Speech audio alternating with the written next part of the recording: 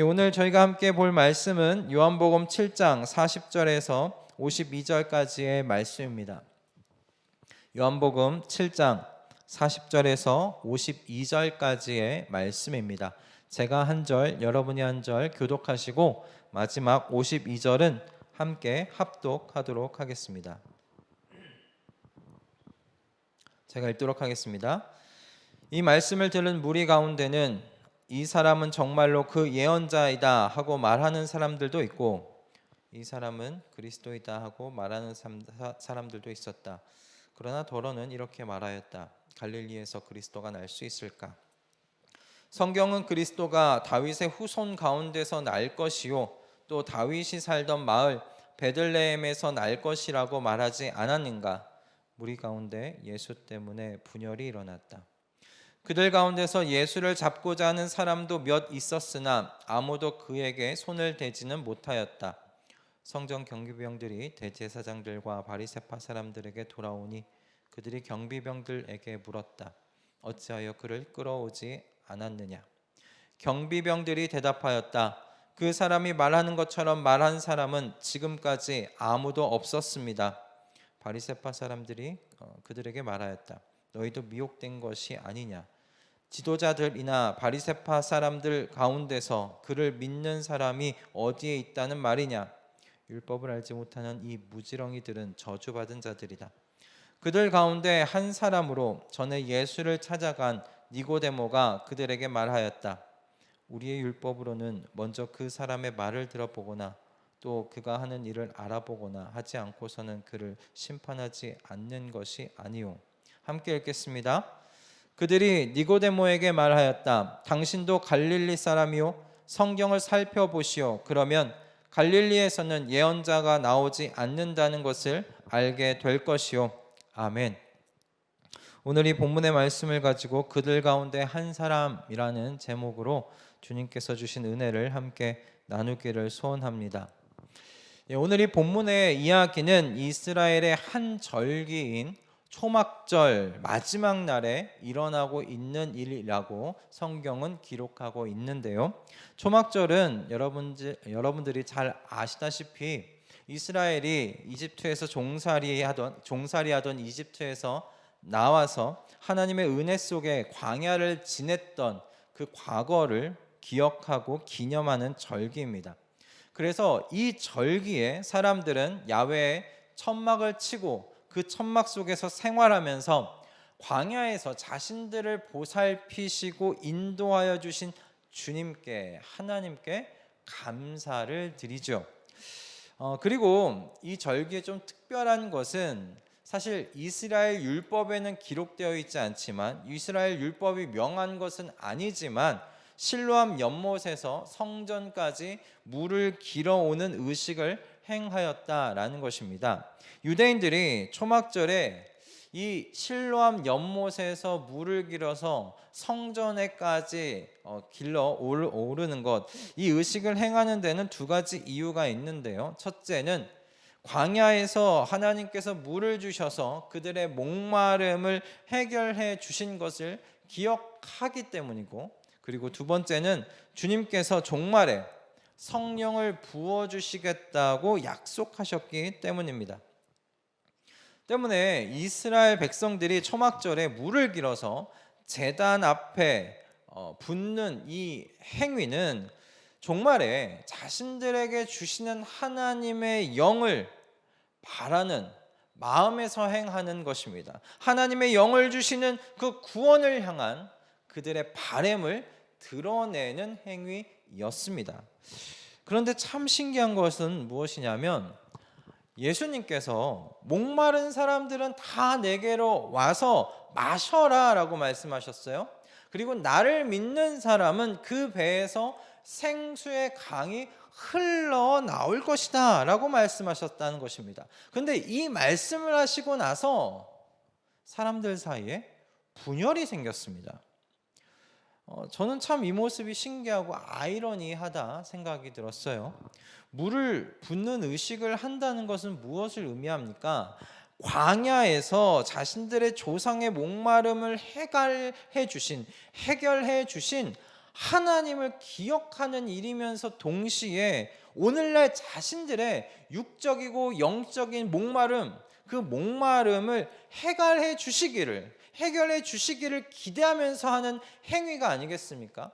아무런 기대가 없는데 실로암에서 물을 길어다가 성소의 제단 위에 붓는 그런 행위를 하지는 않았을 거예요.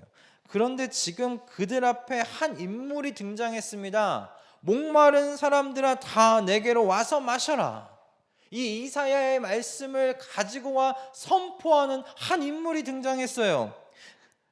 그래요. 이 사람이 분명히 그 초막절의 완성이라고 이야기하는 겁니다. 자신이 이 초막절을 완성하는 사람이다. 이 자신이 이 초막절의 의미 그 자체다라고 말하는 그 한 사람이 등장했어요.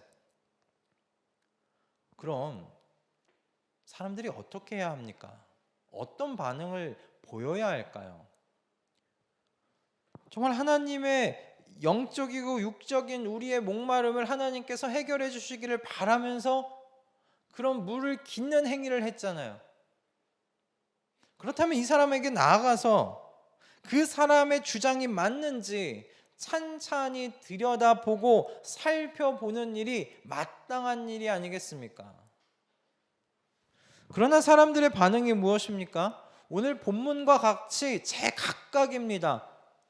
성경은 그들이 분열했다고 이야기합니다. 각기 다 갈라져 버렸다라고 이야기를 합니다. 예수님께 나와서 예수님이 어떤 분이신지, 예수님께서 어떤 일을 행하셨는지 그분에 대하여 찬찬히 알아보려고 하는 사람들이 없어요. 제각기 가지고 있는 그 메시아, 그 예수에 대해서 이야기합니다. 누군가는 이렇게 얘기했죠. 저분이 정말 선지자다라고 이야기합니다.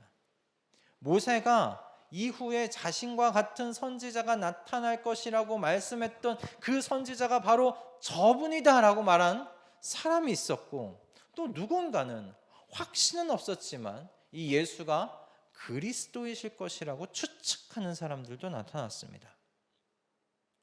그리고 또 다른 무리는 무엇입니까?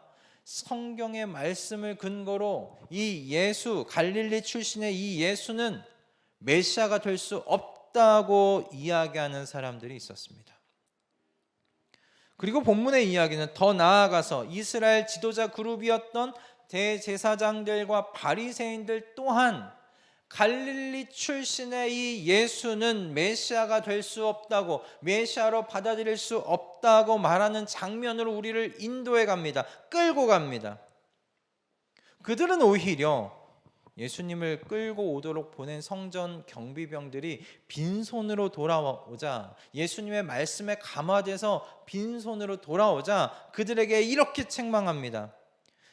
자신들과 같은 리더들 중에 예수를 믿는 사람들이 있냐? 너희 윗 상사들 중에 예수를 믿는 사람들이 있느냐? 없지 않느냐? 어찌 우리를 본받지 않고 이 예수라는 자에게 미혹되어서 이렇게 돌아왔느냐? 이 율법을 제대로 모르니 너희가 미혹당하는 것이 아니냐? 이 율법도 모르는 저주받는 자들아 라고 말하고 있는 거예요. 하지만 여러분, 참 이게 아이러니하고 재밌는 것은 무엇이냐면 이 요한의 글을 읽고 있었을 그리스도인 독자들은 진짜 저주받은 자가 누구인지를 알고서 이 이야기를 읽고 있지 않았겠어요? 그 사람들은 이 지도자들, 바리새인들과 대제사장들이 그들을 향해 저주받은 자들이라고 이야기할 때 아마 속으로 피식 웃었을 거예요. 도대체 누가 더 저주받은 자냐라는 것이죠.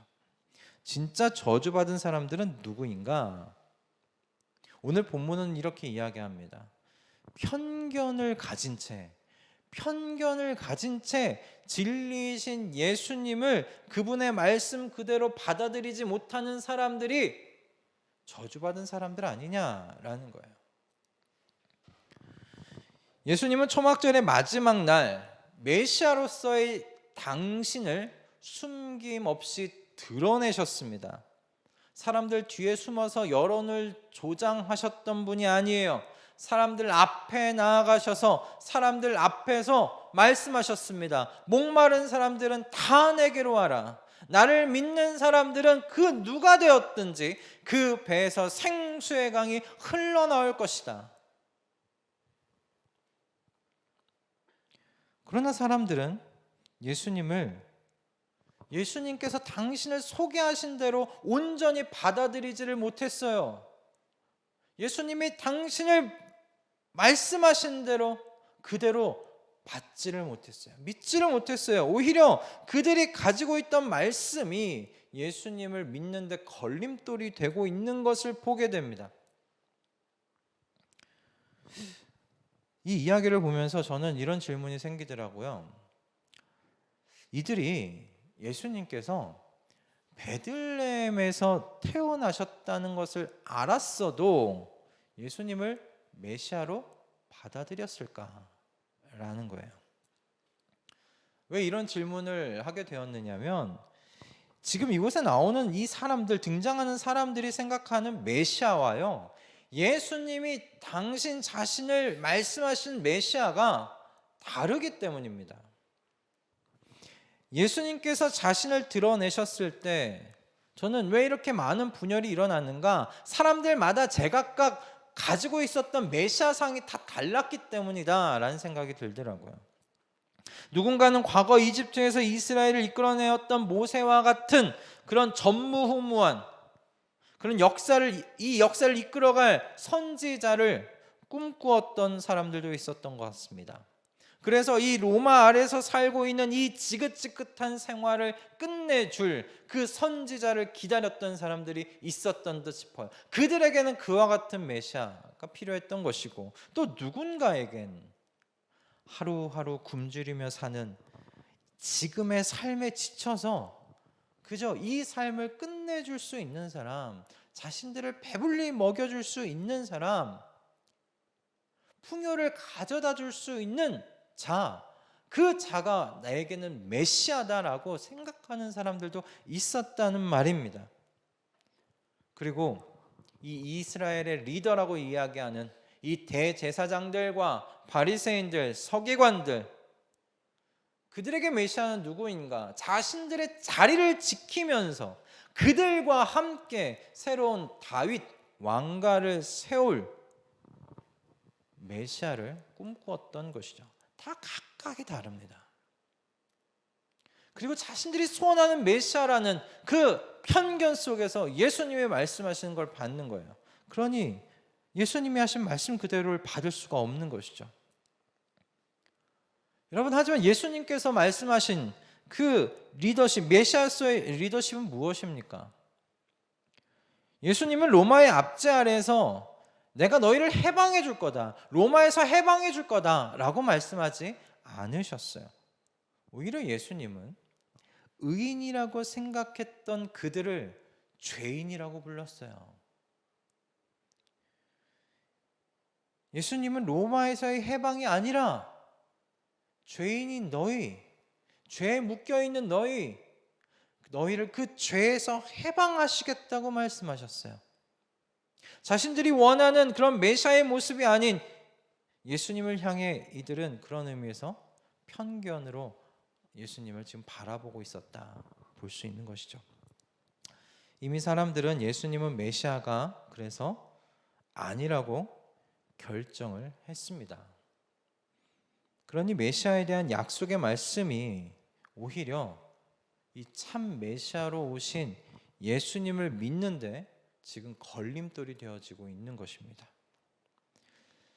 이와 같은 사람들 사이에서 오늘 본문은 다른 한 사람을 소개해주고 있습니다. 편견에 가득 차서 예수님을 바라보고 있는 사람들, 그래서 어떤 사람들은 예수님을 오해하기도 하고 어떤 사람들은 예수님을 메시아로 인정할 수 없다고 말하는 그 편견으로 가득한 무리들 속에서 오늘 이 본문은 다른 한 사람을 소개해 줍니다. 그 사람이 바로 니고데모입니다. 오늘 니고데모는 요한복음 3장에 나왔었던 인물이죠. 오늘 7장에서 처음 등장하는 인물이 아닙니다. 3장에서 한번 등장했던 인물이에요. 그는 바리새파 사람이었고요. 그리고 유대 지도자 중에 한 사람이었습니다. 요한복음 3장에 등장할 때만 해도요, 이 니고데모가 어떻습니까? 니고데모가 예수님을 찾아온 시간이 밤이었습니까? 낮이었습니까? 밤이었습니다.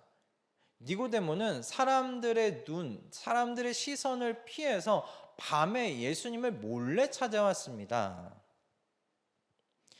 분명히 바리새파 사람이면서 유대의 지도자로서 사람들의 눈이 많이 의식되었기 때문이겠죠.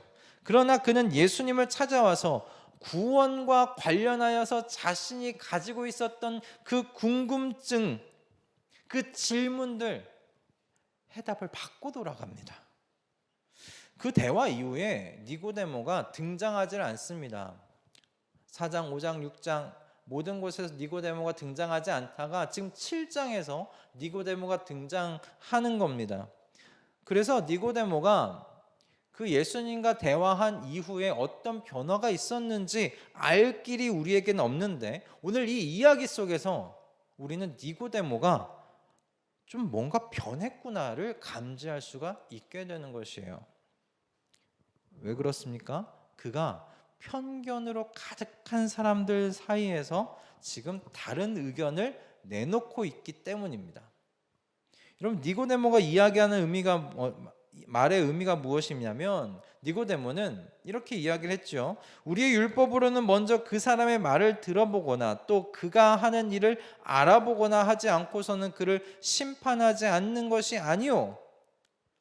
지금 니고데모가 이야기하는 건 그들의 판결이, 지금 대제사장들과 지금 바리새인들, 그들의 이 예수님에 대한 결정이 너무 성급한 것이 아니냐라고 말하고 있는 겁니다. 왜 그렇습니까? 예수라는 사람의 말을 직접 들어보지도 않았고, 그리고 그가 행하고 있는 일이 무엇인지를 알아보려고도 하지 않은 채 그저 갈릴리 출신이라는 그 이유만으로, 그 편견만으로 이 자는 메시아가 될 수 없다라고 단정하는 것, 그거 문제 아닙니까? 지금 그 얘기를 하고 있는 거예요. 우리 공정하게 예수님에 대하여 알아가 봐야 되지 않겠습니까? 정직하게 그가 행한 일을 점검해 봐야 되지 않겠습니까? 그리고 나서 그가 메시아인지 아닌지를 판결해도 늦지 않는다고 이야기하고 있는 겁니다. 그러니 니고데모가 이야기하고 있는 말이 무엇입니까? 여러분, 이 예수라는 인물에 대해서 정직하고 공정하게 대하십시오. 그러면 그가 메시아라는 사실을 알 수 있을 겁니다. 니고데모의 첫 시작은 참 미미했지요. 사람들의 눈을 의식할 정도로 예수님을 만나는 것을 부끄러워했습니다. 그래서 그는 밤중에 사람들이 보이지 않을 때 예수님을 찾아가 몰래 만났던 사람입니다. 하지만 그는 그렇게 예수님을 찾아가서 예수님과 1대1로 대화를 하였고, 그 예수님과의 대화 속에서 그는 구원에 대한 비밀을 배웠습니다. 그리고 그 대화를 통해 니고데모는 예수님이 메시아이심을 믿게 된 것으로 보여요. 그 안에 작은 변화가 일어나기 시작한 거예요. 그리고 그 변화는 편견에 가득한 무리들 속에서 이 예수님을 공정하게 대하라고, 정직하게 예수님이 행하신 일을 바라보라고 촉구하는 사람으로 지금 바뀌게 만들었습니다. 이후 니고데모는 예수님께서 십자가에 죽으셨을 때 모든 제자들이 도망가지 않았습니까? 그런데 이 니고데모는 그 제자들이 예수님을 버리고 떠나간 자리에 홀로 남아서 100근에 달하는 모략과 침향을 예수님 몸에 발라드린 사람입니다. 이후에 어떻게 된 거예요? 자신이 이 예수를 따랐던 사람이라는 것을 드러내는 것이죠. 바리새파 사람인데, 유대의 한 지도자인데, 이제는 이 예수를 내가 믿었던 사람이라고 드러내는 사람으로 바뀌는 거예요.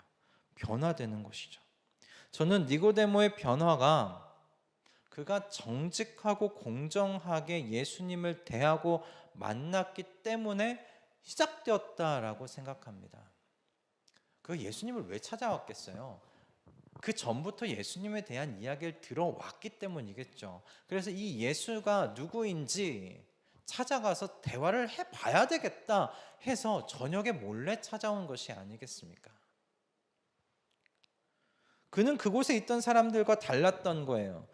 그럼 니고데모라고 예수가 갈릴리 출신이라는 것 몰랐겠습니까? 그도 알았을 겁니다. 하지만 그는 예수님에게 나아가서 그와 직접 대화해야 했던 것이었어요. 그에게서 그 예수란 인물이 가지고 있었던 생각과 그리고 그 가르침이 무엇인지를 직접 들어봐야 했던 것이었어요. 그에게 중요한 건 예수님이 갈릴리 출신인지 베들레헴 출신인지 그게 중요한 게 아니라 정말 이 예수가 하늘에서 내려온 사람이냐라는 게 중요했던 사람이었던 것이죠. 니고데모는 그렇게 정직하게 그리고 공정하게 예수님을 알아갔고 예수 그리스도께서 하늘에서 온 자라는 사실을 믿은 것입니다. 물론 우리 모든 사람들 다 제각각 편견을 가지고 살아가고 있습니다. 예수님의 제자이자 초대교회의 기틀을 다진 사실 베드로 사도도 이런 편견으로부터 자유롭지 못했던 사람입니다. 사도행전 9장 43절을 보면 욥바에서 시몬이라고 하는 무두장의 집에 이 베드로가 머물렀다는 말씀이 기록되어 있는데요. 사실 이 말씀만 보면 베드로가 편견을 가지지 않은 사람으로 보이기도 합니다. 이 무두장에는 뭐냐면 짐승의 가죽을 벗겨다가 그 가죽을 가공해서 피역을 만드는 사람이에요. 그래서 유대인들은 그들을 매우 부정하게 여겼습니다. 왜냐하면 유대인들은 죽은 짐승의 그 시체에 손을 대지 않는 사람들이기 때문에 그랬습니다. 때문에 짐승의 가죽을 벗기려면 죽은 짐승을 만져야 했기 때문에 이 피역을 가공하는 일은 당시 더러운 일 중에 하나였어요. 그런데 이 베드로가 누구의 집에 지금 묵고 있는 겁니까? 무두장이의 집에 지금 묵고 있어요. 유대인들이 부정하게 여기는 무두장이 집에 머물고 있는 겁니다. 베드로가 갈 곳이 없어서 지금 무두장이 집에 머무는 것이 아닙니다. 이 말씀 전에 어떤 일이 있었냐 하면 욥바에서 죽은 다비다를 살려내는 기적을 베풀었어요, 베드로가. 그렇다면 어떻겠습니까? 너도 나도 베드로를 초청하지 않았겠습니까? 자신의 집으로. 아마 의리의리한 대저택을 가지고 있는 부자들도 이 베드로를 자신의 집으로 초청해서 모시려고 했을 거예요. 근데 베드로가 지금 어느 집에 머물고 있는 겁니까? 욥바에 있는 무두장의 집에 머물고 있는 것입니다. 그가 유대 사회가 가지고 있는 편견을 갖지 않고 있는 사람이라는 것을 보여주고 있습니다. 그것이 9장의 말씀이에요. 하지만 한 절만 넘겨서 사도행전 10장을 보면 베드로 이 사람 또한 편견에서 자유롭지 못했던 사람이라는 것을 알 수가 있어요. 10장에서 베드로에게 하나님께서 3번에 걸쳐서 환상을 보여주십니다. 그리고 그 환상을 보여주신 요지를 15절에서 하나님께서 이렇게 말씀하셨는데요. 하나님께서 깨끗하게 하신 것을 속되다고 하지 말아라. 여러분, 이 말씀은 베드로가 가지고 있는 편견에 대해서 하나님께서 말씀하시는 겁니다. 베드로는 같은 유대인인 무두장이에게는 편견을 가지고 있지 않았지만 이방인에 대해서는 편견을 가졌던 거예요. 그런데 하나님께서 베드로에게 어떤 일을 행하려고 하셨냐면 이방인 고넬료의 집으로 베드로를 보내려고 하셨던 것입니다. 그래서 3번이나 가기 전에 환상을 보여주신 것이죠. 하나님께서 내가 깨끗하다고 이야기한 걸 너가 속되다고 말하지 마라. 너가 가지고 있는 그 편견으로 내가 깨끗하다고 한 사람을 더럽다고 말하지 말아라 라고 이야기를 하고 계시는 겁니다. 그 편견을 가지고 판단하지 말아라. 나는 이미 깨끗하다고 말하고 있다. 내가 깨끗하게 했다 이야기하고 있다. 베드로가 만약 이방인에 대한 자신의 편견에 사로잡혀서 고넬료 집에 가지 않았다면 고넬료의 집은 다른 사람으로 인해서 구원받았을 겁니다. 하지만 베드로는 하나님께서 이방인의 선교를 위해서 사용할 하나님의 손이 되지 못하는, 오히려 하나님의 계획을 방해하는 역할을 하게 되었겠죠. 그러나 베드로는 어떻게 했습니까? 고넬료의 집에 갔습니다. 의문이 풀어진 건 아니었어요. 하지만 고넬료의 집에 갔어요. 그리고 그를 만나고 고넬료와 대화했다고 기록되어 있습니다. 그와 대화하면서 그가 행한 일이 유대 사회에 어떤 일을 행했는지를 목격했습니다. 그리고 나서 베드로가 마음 가운데 확신을 얻게 됐어요. 하나님께서 이방인에게도 구원의 길을 열어주셨구나. 확신하게 되었습니다. 여러분, 베드로 편견을 가지고 있었어요. 이방인에 대한 편견을 가지고 있었어요. 하지만 그 편견을 가진 채 판단하는 자리로 나아간 것이 아니라 그 사람에게 나아가서 그 사람을 공정하게 대하려고 했어요. 정직하게 그가 행한 일을 바라보고 고넬료에 대해서 알아보려고 했어요. 여러분, 편견은 우리의 삶을 제한적으로 만들 뿐만 아니라 가난하게 만듭니다. 오늘 이 본문에 나온 사람들을 한번 여러분 묵상해 보십시오. 생각해 보십시오. 편견 속에서 영원한 생수의 근원 되시는, 이 생수의 강의 근원 되시는 예수님을 영접할 수 있는 기회를 지금 낭비해 버리고 있지 않습니까? 목마른 자들은 다 내게로 오라는 그분의 초청을 날려버리고는 전과 같이 목마른 상태로 살아가는 가난한 삶을 지금 선택하고 있는 것이 아닙니까? 그리고 베드로와 같은 경우도 그가 갖고 있던 이방인에 대한 그 편견은 하나님의 복음의 통로로서 성도가 될 누군가와의 만남을 제한해 버릴 수 있는 위험을 가지고 있었다는 사실을 우리는 확인해 볼 수 있습니다. 이와 같은 편견에서 여러분 자유롭기 위해서는 내가 먼저 편견을 가질 수 있는 사람이라는 것을 인정해야 해요. 편견을 내가 갖고 있구나. 거기서부터 출발해야 해요. 베드로와 같이 우리는 누구나 한쪽으로 다 치우쳐져 있는 사람들입니다. 다 한쪽으로 치우쳐져 있어요. 그걸 인정해야 돼요. 처음부터 공정한 사람 없습니다. 정직하고 공정하기로 여러분 결정하고 결단은 하는 것뿐입니다. 여러분, 제게도 편견이 있어요. 제게도 편견이 있습니다. 저는 그 신유 집회라는 말만 사실 들어도 일단 색안경부터 끼고 보는 그런 편견을 가지고 있어요. 이적과 기적에 대해서 말씀하시는 분들을 대할 때 마음 안에서 일어나는 그 터부를 발견하게 됩니다. 나도 이적과 기적을 믿지만 그것에 대해서 계속 이야기하는 분들 마음 가운데 터부하는 것을 보게 돼요. 이런 저의 편견을 알기에 한 은사님께서 충고해 주신 것이 있었어요. 제 은사님도 본인이 그 이성적인 신앙관을 가지고 가지고 있었기 때문에 자기 자신도 그런 의미에서 편견의 사람이라는 것을 알고 있었기에 일부러 신유 집회에도 참석해 보고 또 그와 관련된 신앙 서적을 뭐 5대 5권을 다른 어떤 그 기본 복음주의 신앙의 서적을 읽었다면 한 권 정도는 신유와 관련된 신앙 서적도 읽어보려고 노력하신다라는 것을 들었었습니다. 여러분, 노력이 필요합니다.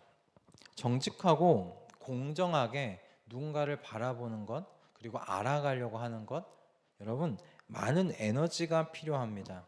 그리고 그것이 또 예수 그리스도라는 우리 신앙과 관련된 것, 영적인 것과 관련될 때는 더 많은 에너지가 필요합니다.